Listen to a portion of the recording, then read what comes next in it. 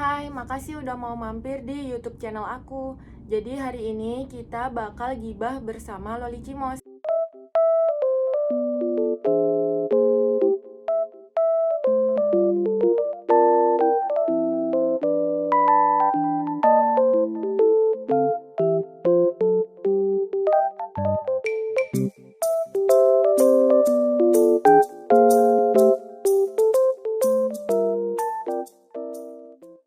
Hari ini aku mau sharing tentang pengalaman aku sama pacar pertamaku.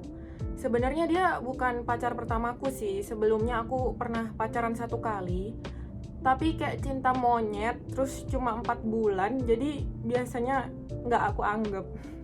Jadi aku anggap yang kedua ini itu pacar pertamaku karena paling lama dan emang hubungannya itu serius. Disclaimer dulu, aku nggak ada mau jelekin mantan aku di konten ini. Aku meskipun udah putus sama dia udah bertahun-tahun, mungkin sekitar 4 tahun ya, tapi sampai sekarang aku masih berteman sama dia, berteman baik. Kalau ada apa-apa juga dia ceritanya ke aku juga sering sharing ke dia. Jadi benar-benar aku sama dia nih nggak ada dendam. Aku di sini murni pengen sharing doang karena menurut aku pengalaman aku ini unik. Jadi aku emang di sini cuma pengen sharing doang karena merasa kisah pacaran aku sama dia itu unik banget. Jadi aku awal kenal dia itu berapa tahun lalu ya? Kayak kita udah putus aja 4 tahun. Terus aku pacaran sama dia 3 tahun, mungkin sekitar 7 tahun lalu. Aku kenal dia dari komunitas cosplay. Jadi awal-awal cosplay itu aku ikut komunitas yang ada di Surabaya kan. Akhirnya kenal sama dia. Awal kenal itu emang aku tertarik sama dia karena dia tuh tinggi dan aku suka cowok tinggi. Terus dia tuh kayak tsundere gitu loh, kayak misalnya sok-sokan galak tapi perhatian. Pokoknya lucu lah ya. Cinta monyet anak habis lulus SMA sih menurutku saat itu. Jadi kayak naksir-naksir satu komunitas lah gitulah. Akhirnya kan aku sama dia jadian, tapi jadiannya tuh dia nggak nembak, kayak sering ngobrol, sering jalan bareng, terus ya tiba-tiba udah kayak pacaran aja. Dan aku saat itu bucin banget, karena aku dari keluarga broken home, dan dia pacar pertama aku anggap kayak aku tuh cuma punya dia gitu loh. Jadi tahun pertama kenalan sama dia, aku merasa dia tuh keren sih, karena dia cerita kalau dia itu Gundam maker. Terus dia tuh punya mobil sport yang dicat anime, jadi Hatsune Miku. Terus pokoknya dia anaknya konglomerat gitulah. Jadi mungkin aku matre ya, jadi merasa keren gitu loh punya mobil sport, anaknya konglomerat. Dan waktu awal-awal pacaran, dia tuh suka ngajak aku makan di tempat mahal.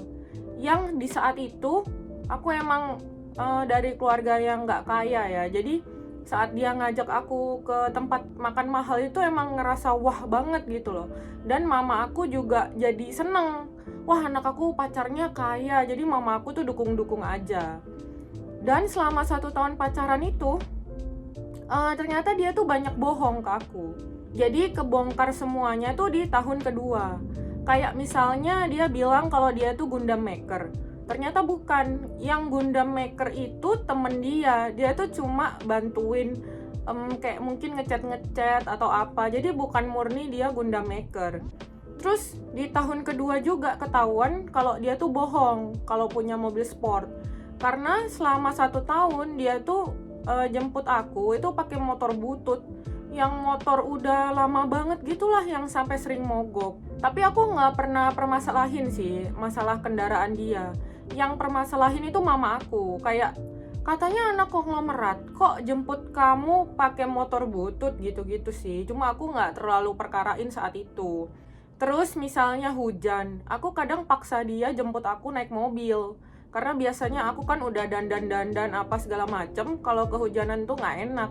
Atau kalau lagi terik banget gitu, aku paksa dia jemput pakai mobil, tapi dia nggak pernah mau. Katanya sayang karena mobilnya itu dia bener-bener beli itu dari nabung, terus susah banget, terus mobilnya bagus kan, dicat Hatsune Miku gitu. Jadi kalau kehujanan atau apa dia tuh sayang, dia nggak mau pakai. Terus waktu main ke rumahnya juga aku nggak pernah lihat itu mobil yang selama ini dia ceritain. Tapi dia itu kirim fotonya dan dia ceritain itu detail, kayak dia itu ngecatnya di sini, terus belinya itu tahun sekian, ini, mobil itu. Tapi cuma foto doang. Itu pun cuma 1 atau 2 foto.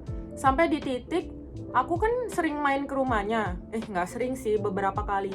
Aku tuh nggak pernah lihat mobil itu, dan aku tuh sering nanya, mobil yang kamu ceritain itu di mana? Aku pengen lihat. Tapi dia kayak bilang, oh itu di garasi belakang, makanya kamu nggak lihat.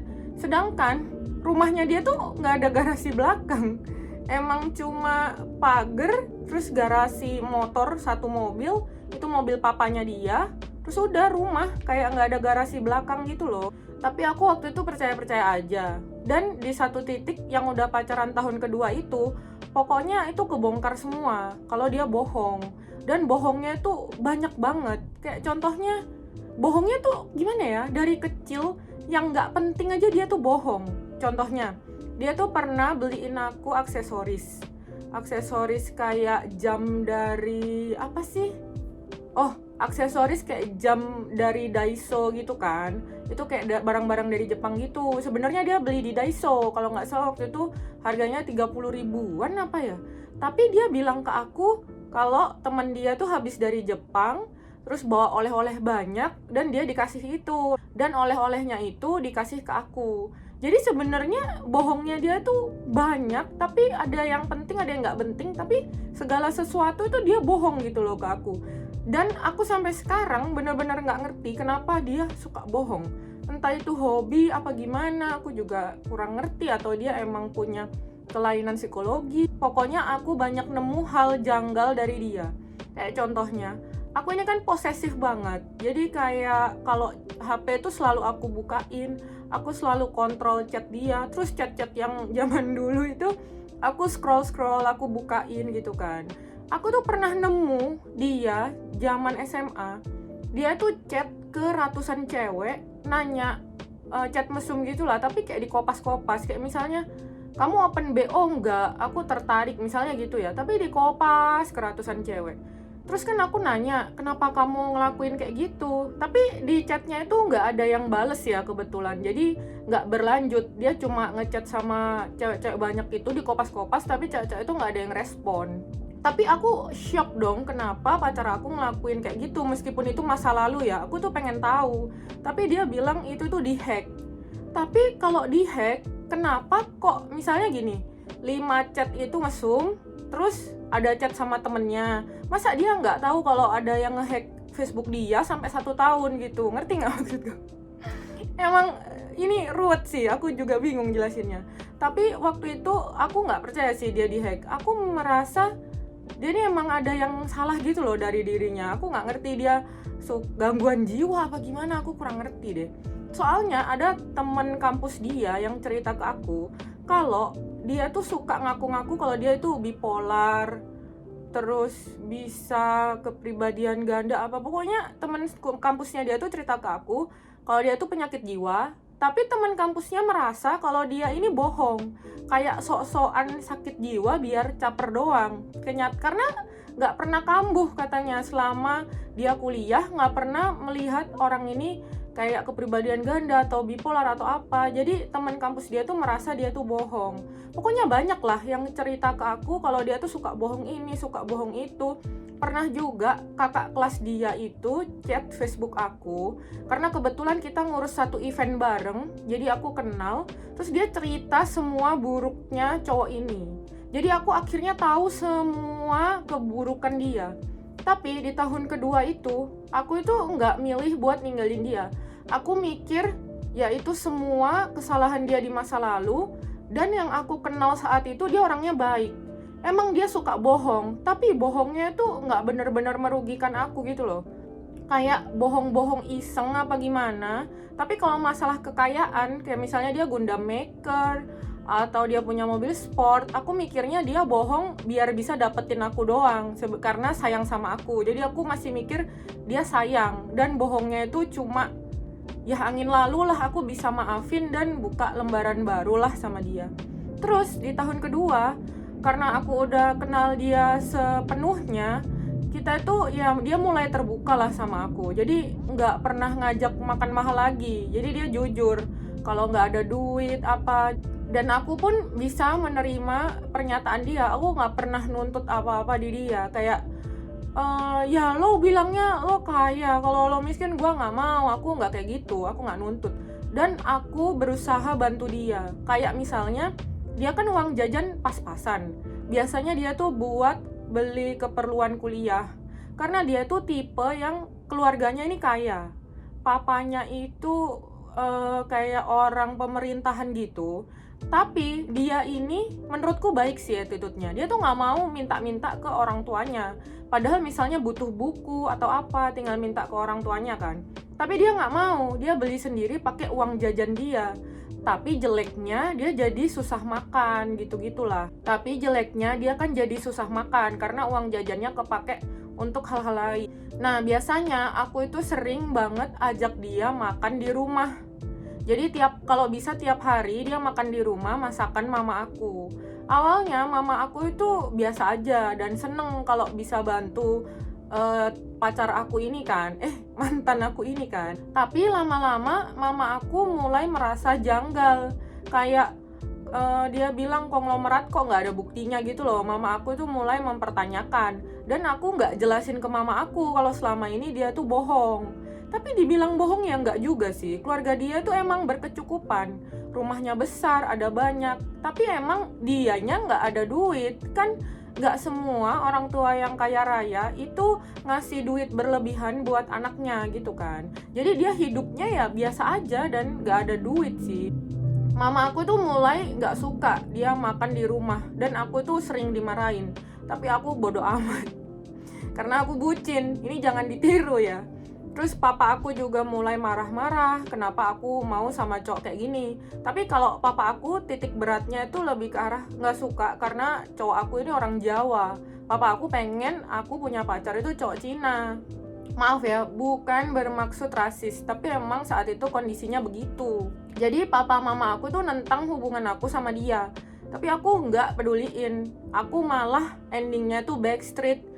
Bohong dari papa mama aku dan aku tetap ngejalin hubungan sama dia.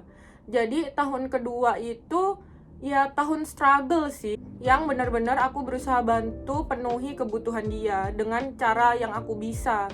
Kayak misalnya kalau di rumah ada bahan seadanya, aku buatin dia nasi goreng lah, aku anterin ke kosnya. Aku pernah di satu momen berbulan-bulan, aku tiap hari itu nganterin dia makan ke kos dia. Jadi aku masakin sekedarnya, kayak cuma nasi telur lah apa, pokoknya sebisa aku. Karena saat itu aku nggak bisa masak.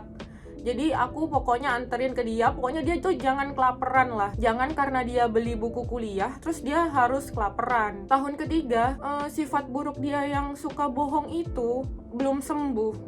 Tapi makin parah, karena bukan bohong yang sepele-sepele lagi. Bohongnya tuh sekarang tentang cewek. Contohnya, itu ada sahabat aku itu izin buat foto nendo bareng dia di taman. Terus udah mereka foto nendo, aku nggak ikut karena waktu itu pagi banget. Ini sahabat aku dari SD ya. Mereka tuh fotonya katanya dari pagi sampai siang. Tapi siang kan janji makan siang sama aku, mantanku ini. Nggak ada kabar. Aku pikir dia ini kenapa kok nggak ada kabar. Aku telepon, aku chat, nggak ada kabar.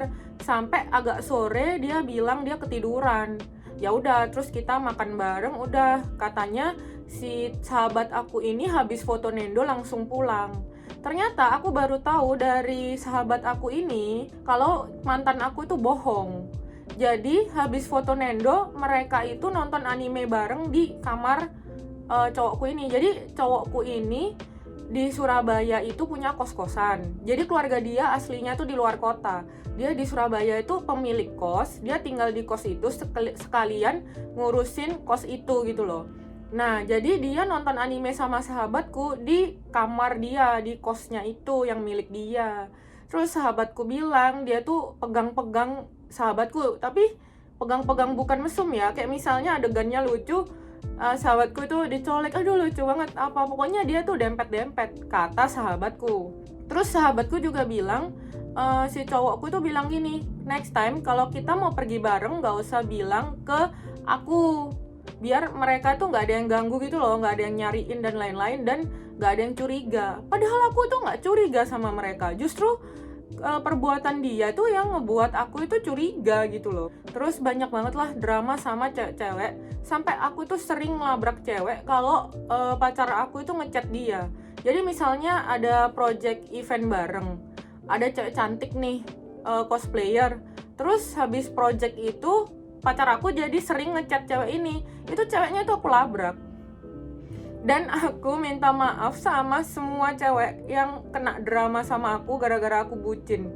Aku cuma buta doang, aku bucin doang, aku minta maaf kalau aku pernah ngelabrak kalian dan lain-lain.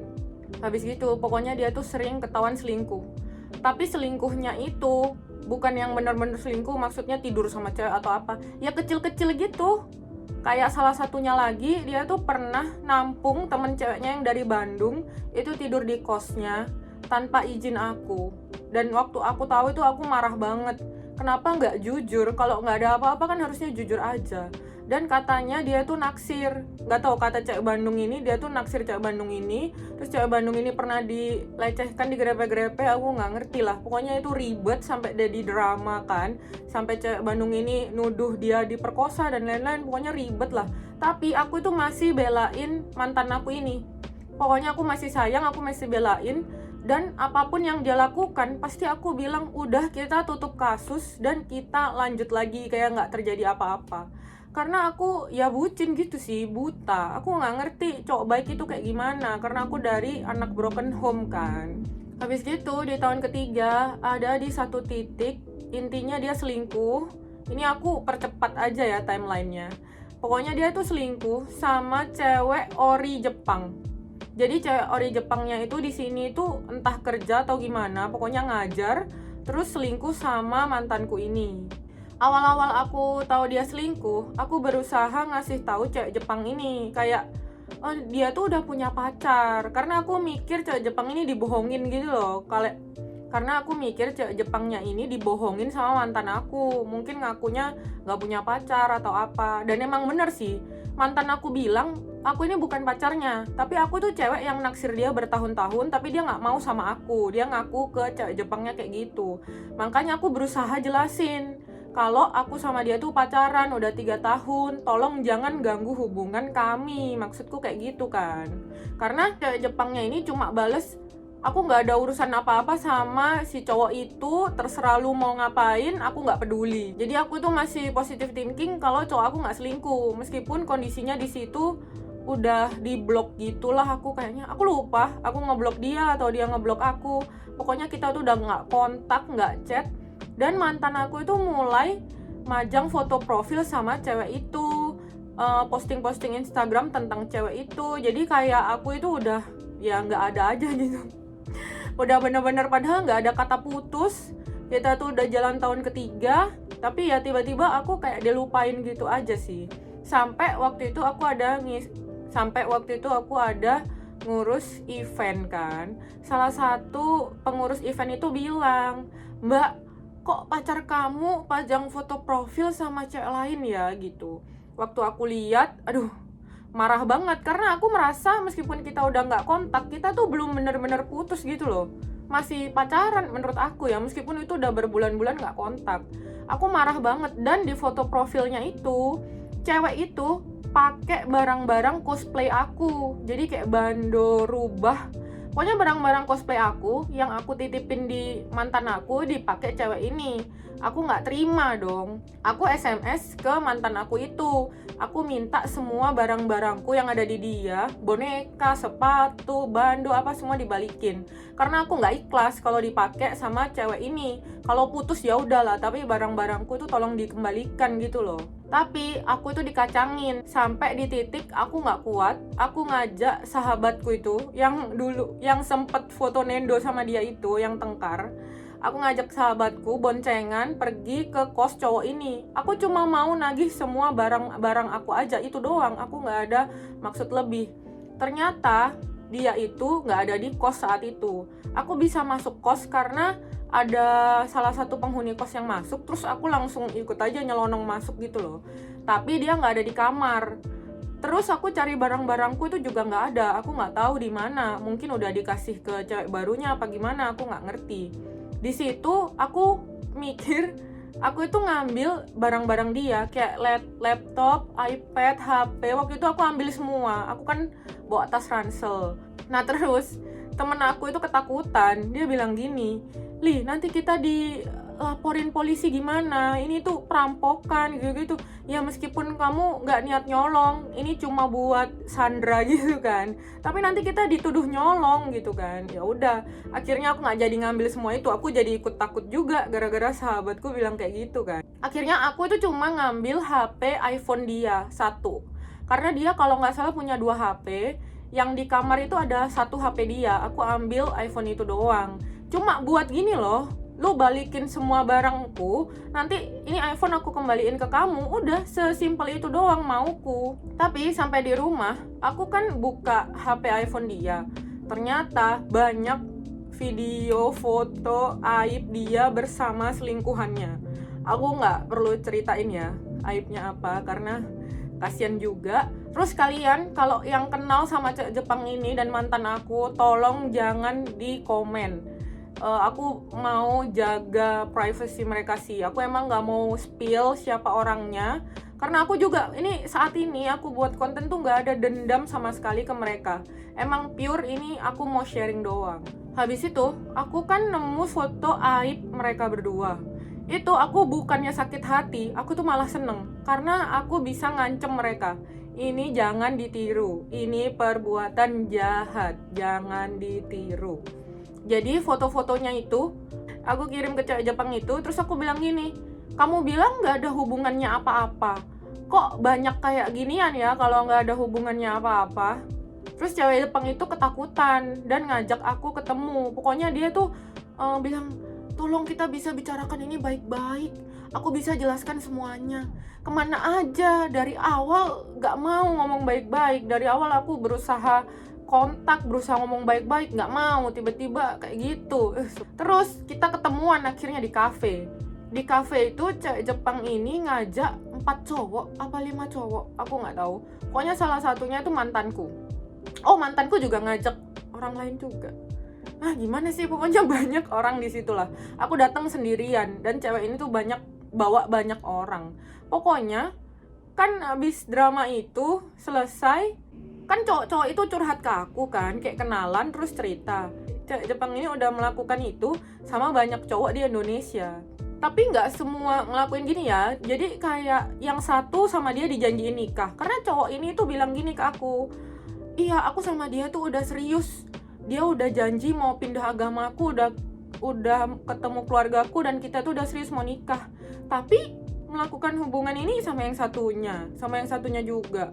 Terus di luar kota punya cowok juga. Tapi mereka semua saling nggak ngerti gitu loh. Yang ngerti itu cuma beberapa orang kalau cewek ini pacarnya banyak. Tapi beberapa laginya mikir nggak ngerti. Jadi mikirnya cewek ini polos yang emang digoblok-goblokin. Jadi yang ngerti itu cuma beberapa orang kan. Dan beberapa cowok lainnya tuh nggak ngerti. Jadi nganggepnya cewek ini tuh polos.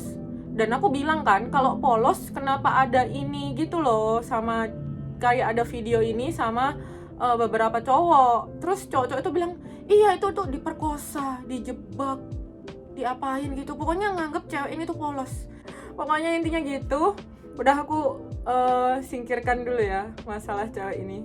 Pokoknya drama sampai aku beneran putus sama pacar aku itu. Dan aku bersyukur putus sama dia. Makasih cewek Jepang, karena kamu hadir, akhirnya aku putus. Karena kalau aku nggak putus sampai sekarang aku bakal bucin ke orang yang salah. Dan aku minta maaf juga kalau aku nyakitin kamu atau apa. Aku minta maaf, harusnya saat itu aku ngapain memperjuangkan mantanku. Harusnya kalau lu mau udah ambil aja, emang nggak worth it gitu loh dipertahankan.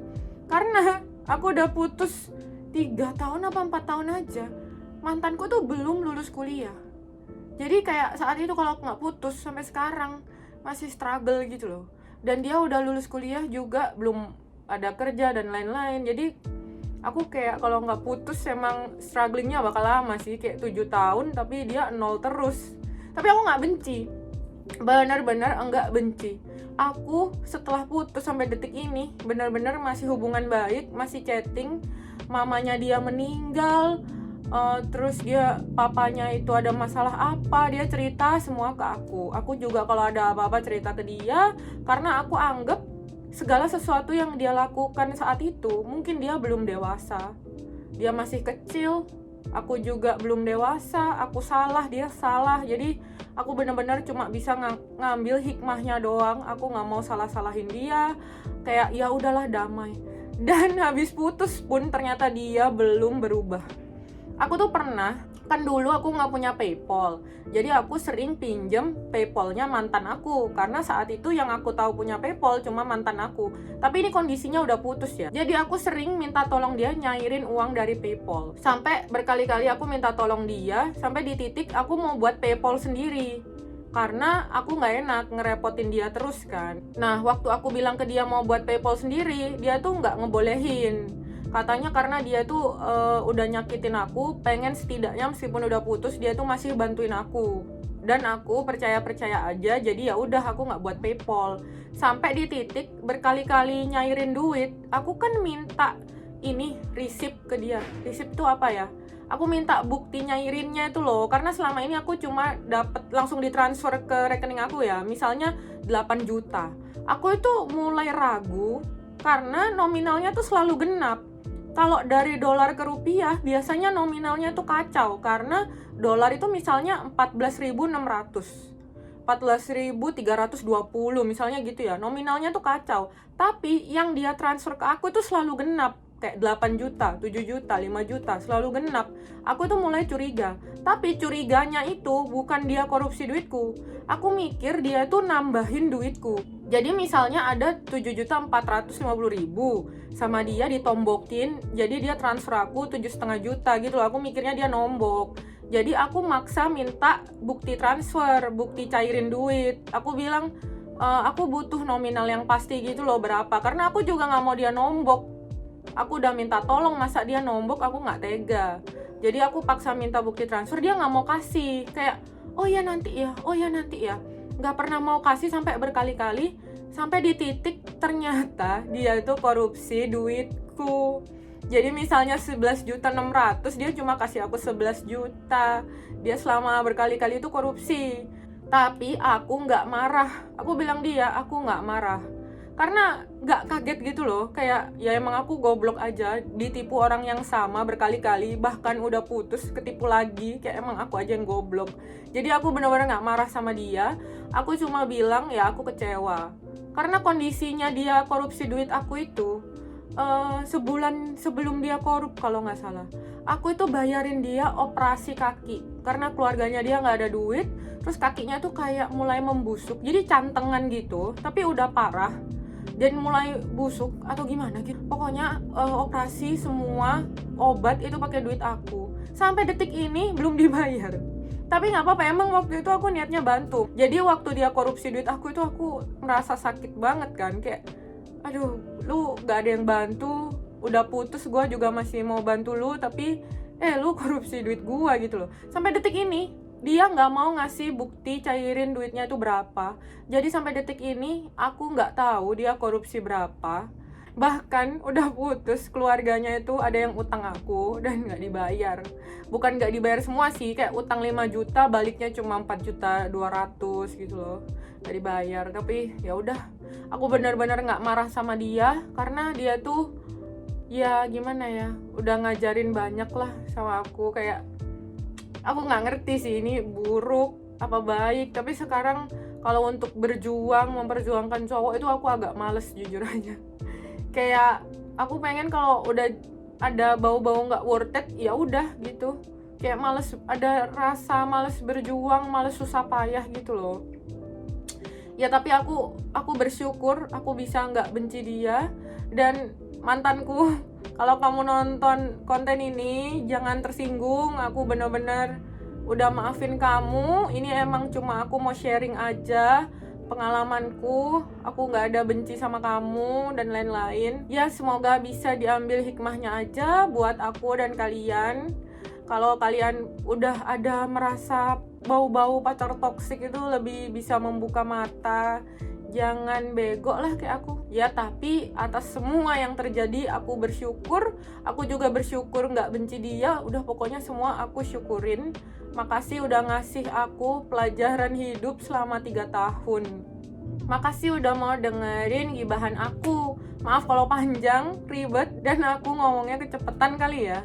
Tapi makasih banget untuk support aku. Silahkan like, comment, sama subscribe. Aku seneng banget kalian bisa support aku. Dan aku bakal rajin-rajin buat konten. Makasih, bye-bye.